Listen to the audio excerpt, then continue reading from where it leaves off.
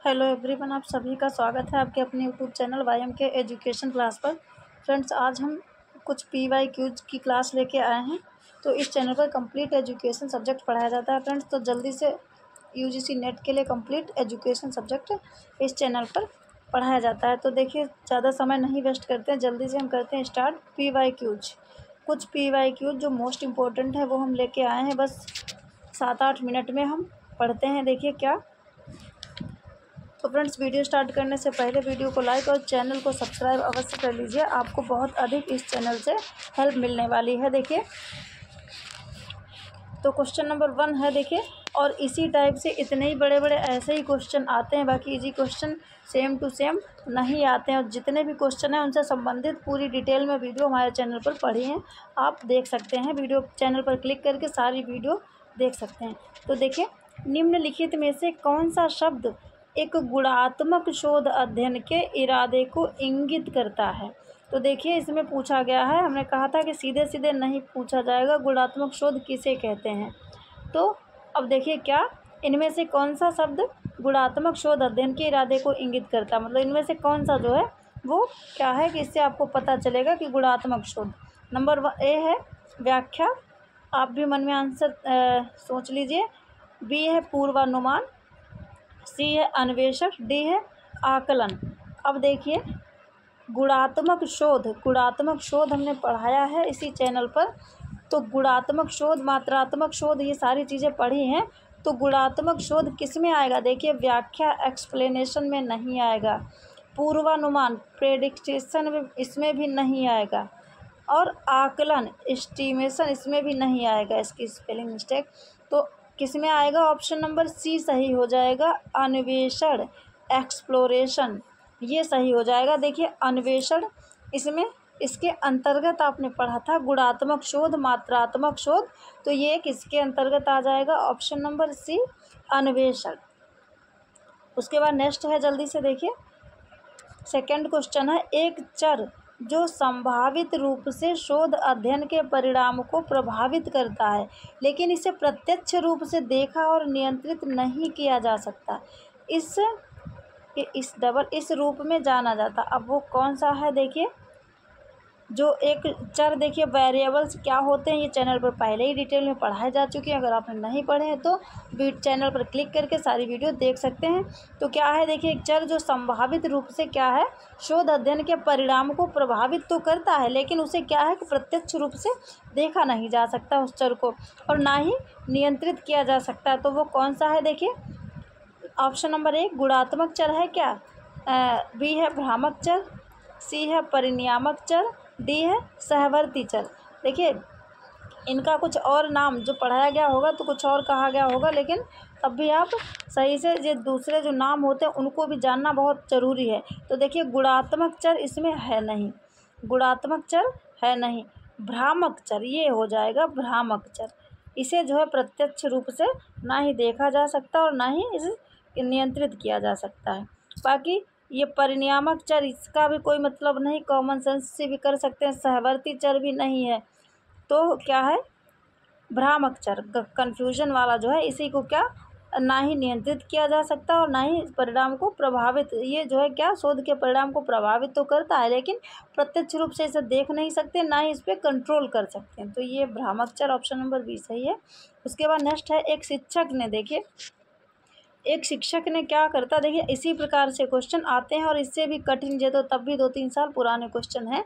एक शिक्षक ने अपनी कक्षा में देखिए 50 छात्रों की परीक्षा ली और उन्हें ग्रेड देखिए ABCD और E दिया, जो कि सबसे अच्छे से कमज़ोर के क्रम में उनके प्रदर्शन के स्तर को दर्शाता है। निम्नलिखित में से किस परिमाप मापनी संयोजन का प्रयोग किया गया? देखिए, मापन आपने पढ़ा है और इसके स्तर भी पढ़े हैं, तो वही से क्वेश्चन है। ये सीधे सीधे नहीं पूछा जाएगा मापन के कितने स्तर हैं, कौन सा क्या, ऐसे ही यूज करके पूछा जाता है। तो देखिए क्या है कि ऑप्शन नंबर ए क्रम सूचक और अनुपात मापनी, नंबर बी है ऑप्शन नंबर बी नामित और अंतराल मापनी, सी है नामित और क्रम सूचक मापनी, डी है अंतराल और अनुपात मापनी। देखिए, इसमें अनुपात रेशियो की कोई बात नहीं कही गई इसमें, और इसमें भी अंतराल रेशियो है, रेशियो की कोई बात नहीं, ये भी कैंसिल। बचा क्या, नामित और अंतराल मापनी।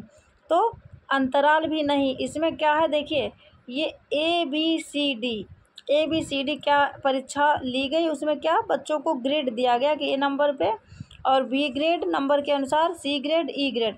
तो इसमें क्या देखिए, नामित क्रम सूचक कैसे हो गया, नाम भी दे दिया गया, क्या इनका ABCD नाम दे दिया गया नामित, और क्रम सूचक एक के बाद जब A सबसे अच्छे नंबर होंगे, B फिर उससे कम, C उससे कम, ऐसे करके ये नामित क्रम सूचक मापनी हो गया। तो ऑप्शन नंबर C सही हो जाएगा। उसके बाद नेक्स्ट है क्वेश्चन नंबर 4, जल्दी से देखिए। एक इतिहासकार एक समाज सुधारक की जीवनी विकसित करने के लिए शोध अध्ययन आयोजित करता है और इसे पुस्तक के रूप में प्रकाशित करता है। उनके द्वारा किए गए अध्ययन को कहा जाता है। तो क्या है, एक इतिहासकार जो है हिस्टोरिकल क्या करता है, समाज सुधारक की जीवनी विकसित करने के लिए, कोई समाज सुधारक है उसकी जीवनी विकसित करने के लिए एक रिसर्च करता है। फिर करता क्या है, उसे पुस्तक के रूप में, मतलब उसकी जीवनी कैसे एक पुस्तक में ही तो लिखी जाएगी, फिर उसे एक पुस्तक के रूप में प्रकाशित करता है। तो उसने कौन सा अध्ययन किया, कौन सा रिसर्च किया, तो देखिए क्या एक निर्जाति वृत्त शोध है, नहीं, निर्जाति वृत्त शोध क्या, जो बहुत में से कहीं थोड़ा सा जो किसी चीज़ के, जैसे मान लीजिए कोई विद्यालय है उसमें किसी एक ने कुछ क्या किया, कोई उपद्रव कर दिया या कोई नियमों का उल्लंघन किया, तो उसके बारे में जानकारी करना, क्यों किया, कैसे क्या सुधार करना, तो वो निर्जाति वृत्त, मतलब कुछ थोड़े में से एक पे फोकस करना। तो ऐसा निर्जाति शोध ऐसा कुछ इसमें नज़र आ नहीं रहा, तो ये कैंसिल। घटनात्मक अध्ययन, देखिए कोई घटना भी इसमें नहीं घट गई जिसका रिसर्च किया जा रहा है। एक ग्राउंडेड सिद्धांत भी नहीं है, तो ये हो जाएगा ऑप्शन नंबर डी सही। एक विवरणात्मक अध्ययन, उसकी जीवनी, उसके बारे में जानना, पूरा विवरण डिटेल, तब जो है उसको प्रकाशित करना। तो ये डी, ऑप्शन नंबर डी सही हो जाएगा, विवरणात्मक अध्ययन। उसके बाद नेक्स्ट है क्वेश्चन नंबर 5, शिक्षा शास्त्र और प्रौढ़ शिक्षा प्रणाली की अवधारणाओं के बीच अंतर का आवश्यक तत्व है। ए देखिए, शिक्षण में प्रयुक्त विधियां और उपागम। बी है अधिगम में पूर्व जीवन अनुभवों की भूमिका, अधिगम की आर्थिक सामाजिक पृष्ठभूमि। डी है समृद्धि और परिपक्वता का स्तर। तो देखिए शिक्षा शास्त्र और प्रौढ़ शिक्षा प्रणाली की अवधारणाओं के बीच डिफरेंस, इसका आवश्यक तत्व क्या है। तो देखिए शिक्षण में प्रयुक्त विधियां और उपागम नहीं है। बी है अधिगम में पूर्व जीवन अनुभवों की भूमिका, तो ये ऑप्शन नंबर बी सही है, अधिगम में पूर्व जीवन अनुभवों की भूमिका, यही सही हो जाएगा। तो देखिए क्या है, पूर्व जीवन अनुभवों की भूमिका प्रौढ़ शिक्षा प्रणाली में और शिक्षण शास्त्र में, इसमें भी शिक्षण शास्त्र होता क्या, पढ़ाने के तौर तरीके, विधियाँ, तो यही इसमें ऑप्शन नंबर बी सही हो जाएगा। उसके बाद नेक्स्ट है क्वेश्चन नंबर 6, सतत एवं व्यापक आंतरिक मूल्यांकन CCIE और प्रतिपुष्टि तंत्र किसके आवश्यक घटक हैं। देखिए क्या पूछा गया, सतत मूल्यांकन आपने पढ़ा है, व्यापक ये सारा पढ़ा है, तो ये किसके अंतर्गत आता है।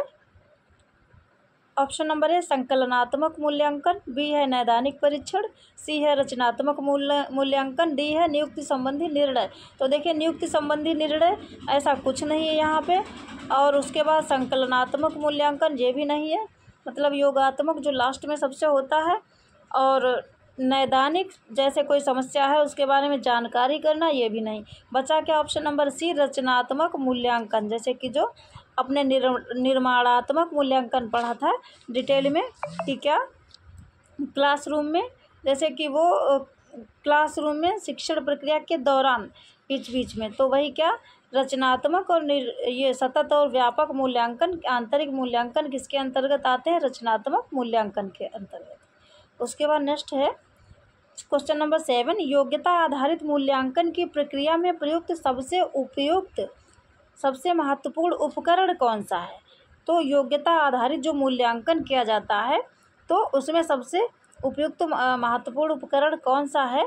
देखिए ऑप्शन नंबर ए अंकों की एक मानक संदर्भित व्याख्या, बी है परीक्षार्थी के साथ आमने सामने साक्षात्कार, ऐसा कुछ नहीं है, देखिए साक्षात्कार की कोई बात नहीं यहाँ पे, अंकों की एक मानक संदर्भित व्याख्या नहीं है।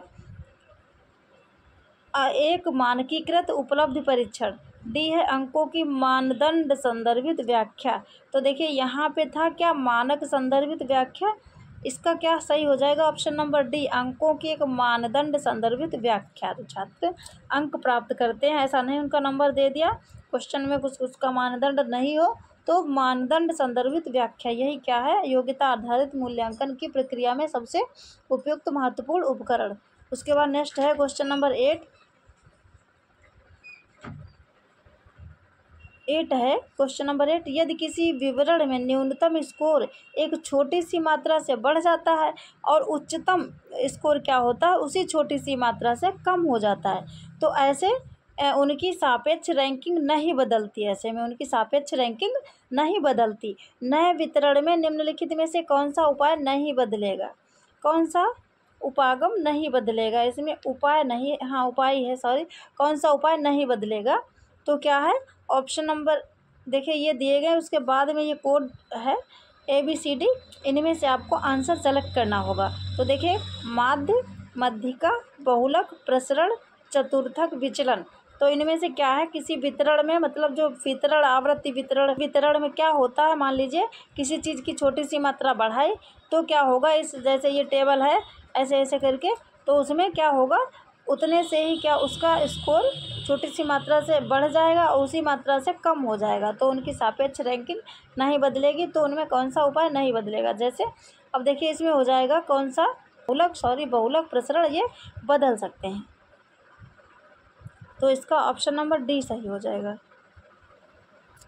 तो फ्रेंड्स आज के लिए इतना ही। अगर आपको वीडियो पसंद है तो वीडियो को लाइक और चैनल को कर लीजिए सब्सक्राइब। इसी प्रकार की इंपॉर्टेंट चीज़ें फ्री में इस चैनल पर प्रोवाइड कराई जाएंगी। आज के लिए इतना ही, मिलते हैं नेक्स्ट वीडियो में।